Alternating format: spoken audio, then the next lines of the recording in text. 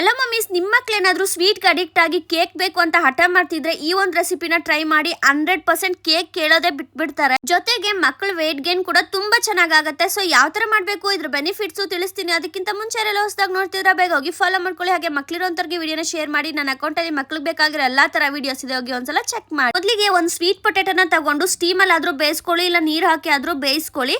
ಅದನ್ನ ಚೆನ್ನಾಗಿ ಮ್ಯಾಶ್ ಮಾಡಿ ಇಟ್ಕೋಬೇಕು. ಹಾಗೆ ಒಂದು ಅರ್ಧ ಬೀಟ್ರೋಟ್ ನ ತುರ್ದು ಇಟ್ಕೊಂಡಿದೀನಿ. ಇವಾಗ ಮ್ಯಾಶ್ ಮಾಡಿರೋ ಸ್ವೀಟ್ ಪೊಟೆಟೋ ಜೊತೆಗೆ ಬೀಟ್ರೋಟ್ ನು ಕೂಡ ಸೇರಿಸಿ ಚೆನ್ನಾಗಿ ಕಲ್ಸ್ಕೋಬೇಕಾಗತ್ತೆ. ಗೈಸ್, ಇದಕ್ಕೆ ಯಾವುದೇ ತರ ಬೇರೆ ಇಂಗ್ರೀಡಿಯೆಂಟ್ಸ್ ನ ಆಡ್ ಮಾಡಷ್ಟಿಲ್ಲ. ಎರಡೇ ಇಂಗ್ರೀಡಿಯೆಂಟ್ಸ್. ನಿಮ್ಗೆ ಗೊತ್ತು, ಬೀಟ್ರೋಟ್ ಕೊಡೋದ್ರಿಂದ ಮಕ್ಕಳಿಗೆ ರೆಡ್ ಬ್ಲಡ್ ಸೆಲ್ಸ್ ಕೂಡ ಇನ್ಕ್ರೀಸ್ ಆಗುತ್ತೆ.